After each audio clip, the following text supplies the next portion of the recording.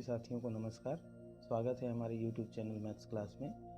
सभी साथियों से उम्मीद है कि वो ज़रूर करके गणित अच्छे से बना रहे होंगे। जहाँ समस्या होगी बिल्कुल उनके कमेंट्स का स्वागत है और हम चाहेंगे कि उनके कमेंट्स के माध्यम से हम निरंतर सुधार करते रहें। तब तक के लिए साथियों अपना प्यार देते रहिए हमें, और इस चैनल को लाइक, शेयर और जितना ज़्यादा हो सके सब्सक्राइब कीजिए, ताकि हम हमेशा अच्छा कार्य करने के लिए और हमेशा गणित के क्षेत्र में कुछ अच्छा करने के लिए प्रोत्साहित होते रहें। तो सभी साथियों को धन्यवाद। And again like, share and subscribe. Thank you. ये आगे चलते हैं आज के गणित की ओर। इस गणित को भी आप साथियों से निवेदन है कि थोड़ा अच्छे से समझने का प्रयास कीजिए, और जहाँ भी लगे कि आपको एक सुझाव देना है तो बिल्कुल कमेंट कीजिएगा। आइए दोस्तों, तो चलते हैं आज की गणित की ओर। हम कक्षा 10वीं के अध्याय 4 समांतर श्रेणी के प्रश्नावली 3 के प्रश्न को हल कर रहे हैं। इसमें आज बारी है हमारी हल करने की 19वें नंबर के प्रश्न को। सभी साथियों से निवेदन है कि वो अपने पुस्तक स्वयं रखें और देखें वहाँ पर कि प्रश्न मिलाएं एक बार और समझने का प्रयास करें। अभी क्या है, हमारे पास जो प्रश्न है वो है कि 200 लट्ठे लकड़ी के टुकड़े इस प्रकार रखे गए हैं कि जमाया गया है कि सबसे नीचे वाली पंक्ति में 20 लट्ठे, उससे ऊपर की पंक्ति में 19 लट्ठे, उससे ऊपर की पंक्ति में 18 लट्ठे रखे गए हैं, और इसी प्रकार से ऊपर यह क्रम सभी लट्ठों के रखे जाने तक चला। मतलब 200 लट्ठों को रखे जाने तक यह क्रम चलते रहता है।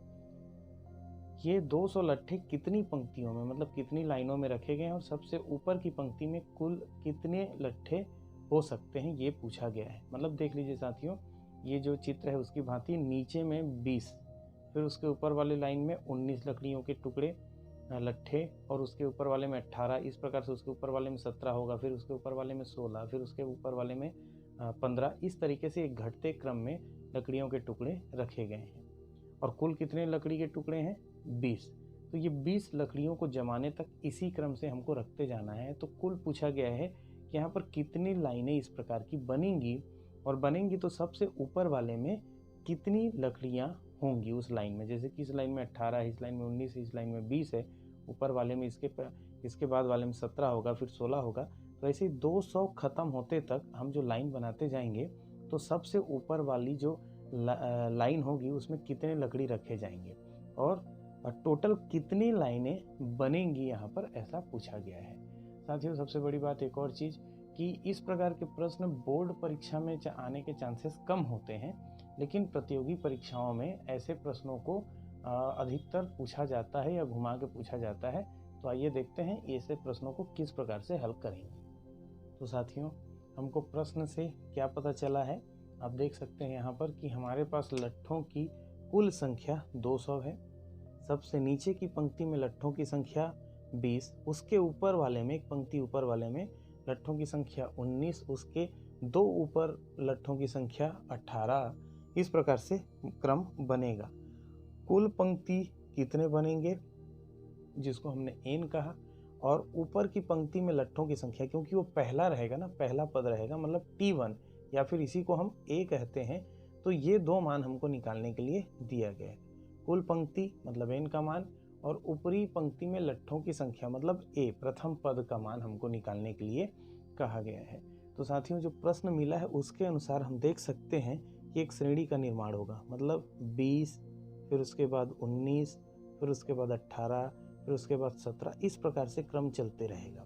ठीक है, तो हमको दो मान मिलेंगे। एक तो हमको मिल रहा है क्या, एसएन, मतलब जो n पद बनेंगे उनका टोटल कितना हो रहा है, 200।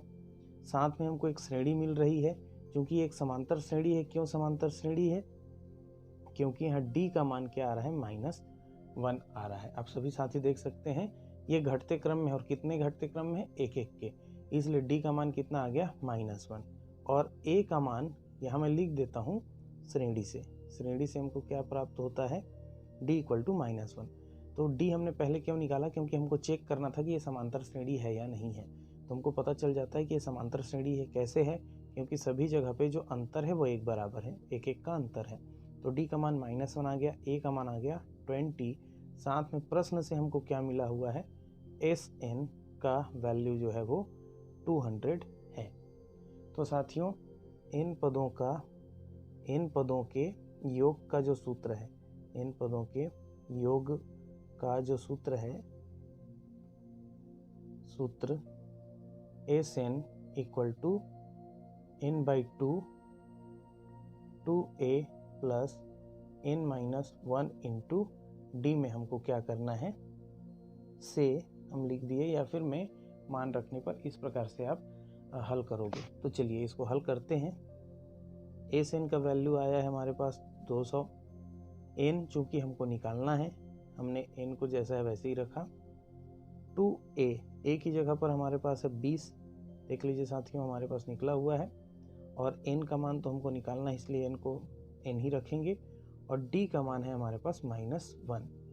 अब इसको और हल करते हैं। ये 2 का तिर्यक गुणा हो जाएगा, ठीक है। तो ये बन जाएगा 400 इक्वल टू n, 2 का 20 के साथ गुणा हो जाएगा 40, -1 के साथ n का गुणा होगा, माइनस प्लस का सबसे पहले तो माइनस, और ये प्लस माइनस का n का हो जाएगा माइनस, और माइनस माइनस का हो जाएगा +1। तो ये हमारे पास आ गया। अब इसको और आगे हल करते हैं। 400 इक्वल टू, ब्रैकेट टूटेगा साथियों, और 40 में 1 जुड़ जाएगा तो 41।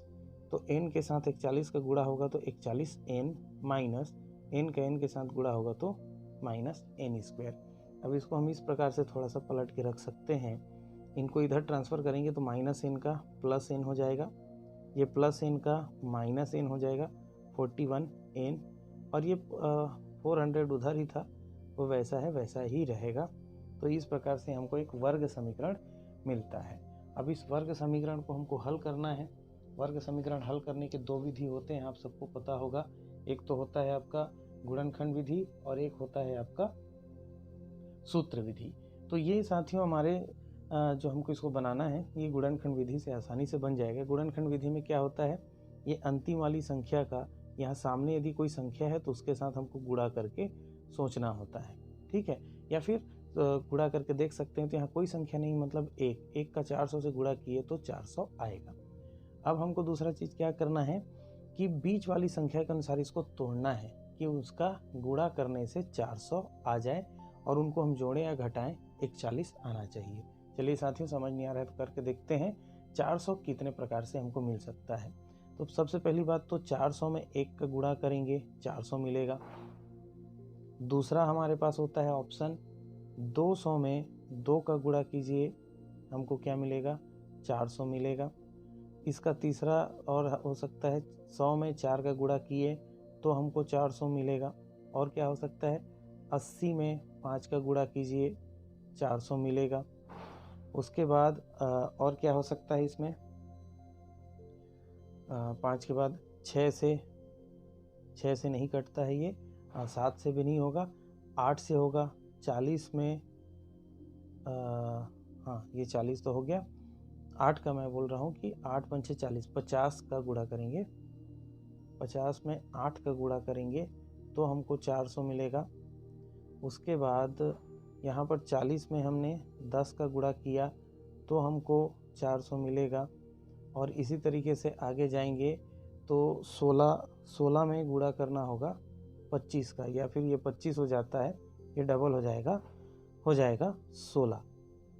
अब उसके बाद इसको आधा करेंगे तो 20 का गुणा करना पड़ेगा 20 से। इस प्रकार से देख सकते हैं साथियों, हमको क्या है अलग अलग प्रकार के मतलब संख्याएं मिलते जाएंगी, और ये जो होता है इतने प्रकार से हमारे पास 400 निर्माण किए जा सकते हैं।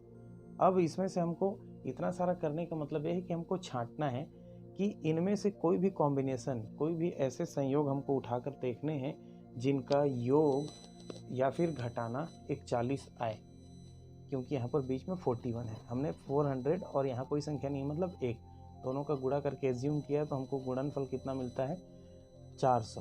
तो हमको बीच वाले संख्या का गुणनखंड करना पड़ेगा, 2 टुकड़ों में तोड़ना पड़ेगा गुणा के रूप में कि उनका गुणा करें तो 400 आना चाहिए। तो इसीलिए 400 कितने प्रकार से गुणा करके लाया जा सकता है उस संभावना को हमने यहाँ पर देख लिया। अब उसमें से हम फिक्स करते जाएंगे कि किन 2 जोड़ों को लेंगे तो 41 आएगा। जैसे यहाँ 400 और 1 को लिए तो 400 में 1 जोड़िए 401 होगा, या 400 में 1 घटाइए तो कितना हो जाएगा 399। मतलब हमारे कोई काम का नहीं है। हमको कितना वाला चाहिए 41। 200 और 2 का जोड़ा यदि लेते हैं तो 200 में 2 जोड़ेंगे 202 होगा, 200 में 2 घटाएंगे तो 198। किसी भी प्रकार से 41 नहीं आया, ये भी हमारे काम का नहीं है। उसी तरीके से 100, ये भी काम का नहीं होगा। आप देख सकते हैं 100 में 4 को जोड़िए 104, 100 में 4 को घटाइए 96, तो ये भी काम का नहीं है। उसी प्रकार से ये भी काम का नहीं है। उसी प्रकार से अभी आगे 50 और 8 जोड़ेंगे तो 58 आएगा, घटाएंगे तो 42 आता है, जबकि हमको 41 चाहिए, तो ये भी हमारे काम का नहीं है साथियों। अब हम यहाँ पर आ गए 40 और 10, जोड़ेंगे यदि इनको तो 50 आता है, घटाएंगे इसको तो 30 आता है, मतलब ये भी हमारे काम का नहीं है।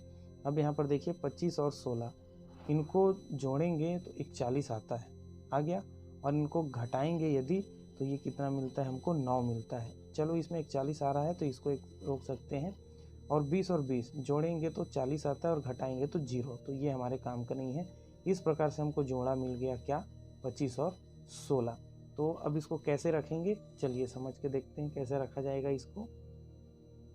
इसको हम यहाँ पर क्या बनाने का प्रयास करते हैं, n स्क्वायर माइनस, अभी हम क्या करते हैं साथियों, यहाँ पर 16n ऋण 25n हमने कर दिया। ऋण और ऋण है तो दोनों जुड़ जाएंगे, 16 और 25 का हो जाएगा 41, और 16 और 25 का गुणा करेंगे तो कितना हो जाएगा, 400। हमने यहाँ पर करके देखा है। अब इस तरीके से हमने इनको तोड़ के बीच वाले को रख दिया, तो ये इतना एक समूह बनेगा, इतना एक समूह बनेगा। यहाँ पर देखिए दोनों जगह पे n कॉमन है, n को हमने बाहर निकाल दिया, तो यहाँ पर n चूँकि घात 2 है तो ये n 2 बार आया है गुणा के रूप में, तो एक बार का n बाहर चला गया, एक बार का n बचा, यहाँ 16, n बाहर जा चुका है तो यहाँ 16 बचेगा। अब यहाँ से देखिए साथियों, यहाँ माइनस को हम बाहर निकालेंगे, और यहाँ तो ये जो माइनस बाहर निकलेगा तो ये प्लस हो जाएगा, और प्लस है माइनस बाहर निकलेगा तो क्या हो जाएगा, माइनस, और साथ में क्या निकाल देते हैं, 25 को, तो यहाँ क्या बच जाएगा n, और 25 को हमने बाहर निकाला है तो गुणा के रूप में यहाँ कितना आ जाएगा, 16, क्योंकि 16 से जब 25 का गुणा करेंगे तो पुनः क्या आ जाएगा, 400, तो हमने 25 को यहाँ से बाहर निकाल दिया। अब देख लीजिए साथियों, यहाँ पर n-16 और यहाँ भी n-16, ये दोनों जो हिस्से में एक ब्रैकेट आएगा, ये ब्रैकेट में जो संख्याएं होंगी वो एकदम बराबर होंगी। यदि यहाँ n है तो यहाँ भी होगा, यहाँ 16 है तो यहाँ भी होगा, यहाँ माइनस है तो यहाँ भी माइनस होगा। अब कोई साथी ऐसा निकाल सकता है कि n-16 आया है और n+16 आया है, मतलब आपका उत्तर गलत है। निशान भी उनके आपस में बराबर होने चाहिए। तो इस प्रकार से इसको अपन क्या करते हैं, हल करेंगे आगे। इसको मैं 2 हिस्से में बना लेता हूँ, ये 2 हिस्सा हो गया। अब यहाँ बीच में से अपन देखते हैं, ये जो है मैंने पुनः लिख लिया n-16 और -25 n-16 हमको मिला है, और इधर हो गया 0। तो n-16 2 बार है, इसको हमने क्या ले लिया, कॉमन ले लिया। हमारे पास क्या बचा यहाँ, n-25 इक्वल टू 0।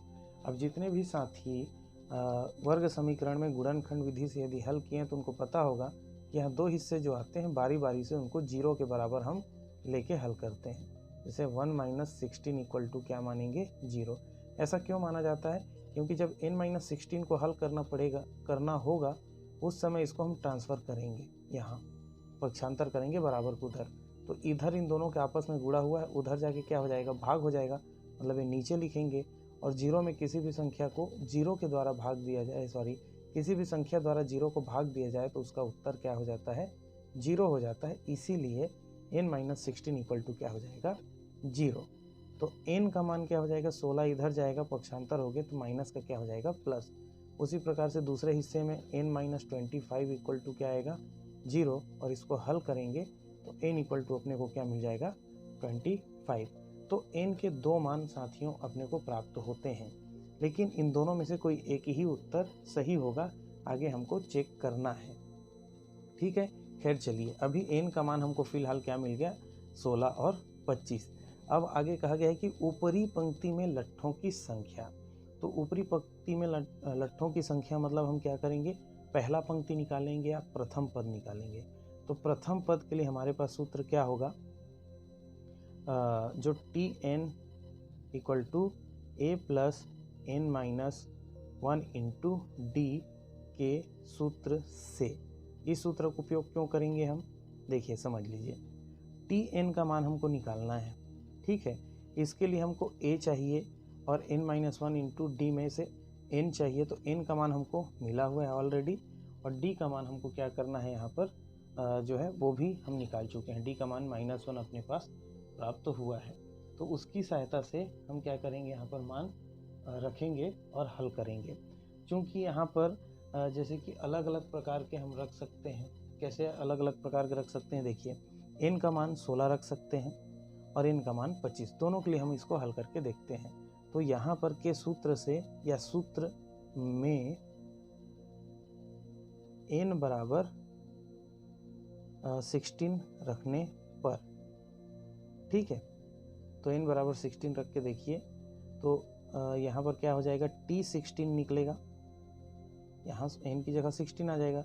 a का मान अपने को निकालना है, प्लस n-1 का मान यहाँ पर 16 - 1 रखना पड़ेगा और d का मान क्या आ गया है आपका -1।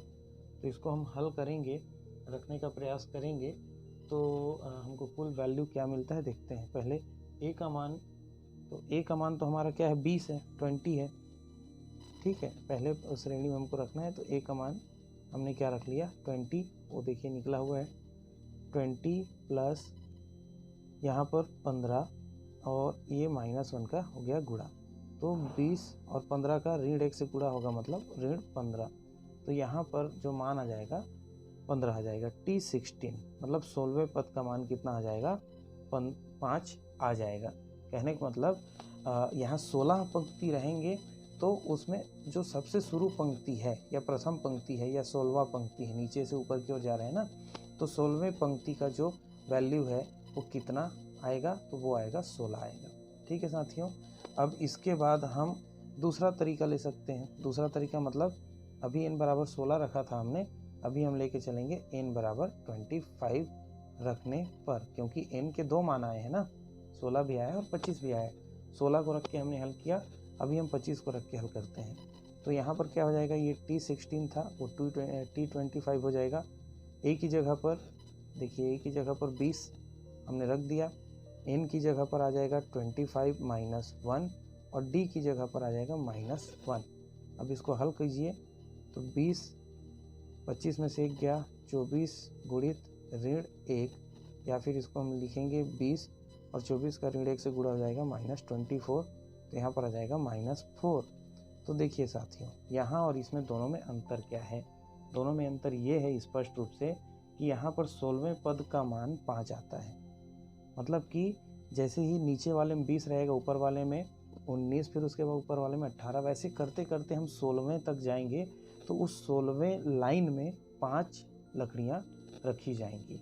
इसका कहने का मतलब क्या है कि 25 लाइन तक यदि हम जाते हैं तो वहाँ पर ऋण 4 होगा। तो ऋण 4 ऋणात्मक संख्या तो हो ही नहीं सकता वहाँ पर, क्योंकि ऑलरेडी हमारे पास लकड़ी है और उनको रखना है, तो ऋण 4 वैल्यू नहीं हो सकता।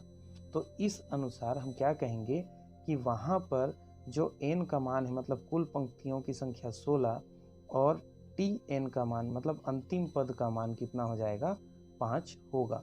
तो हमारा उत्तर हो जाएगा tn = 16 और n = 5। तो n = 25 को हम नहीं मानेंगे। क्यों नहीं मानेंगे? क्योंकि इसमें अंतिम पद का मान ऋणात्मक आ रहा है, क्योंकि वहाँ ऋणात्मक की संभावना नहीं है, इसलिए t25 = -4 उसका उत्तर नहीं होगा। तो उम्मीद है साथियों यह वीडियो और ये गणित आप दो समझ में आया होगा। यदि समझ में आया है तो अपने साथियों के साथ इसको शेयर कीजिए, लाइक कीजिए और सब्सक्राइब जरूर कीजिए। तब तक साथियों अपना ध्यान रखिए, स्वस्थ रहिए, मस्त रहिए। आपका दिन शुभ हो। धन्यवाद।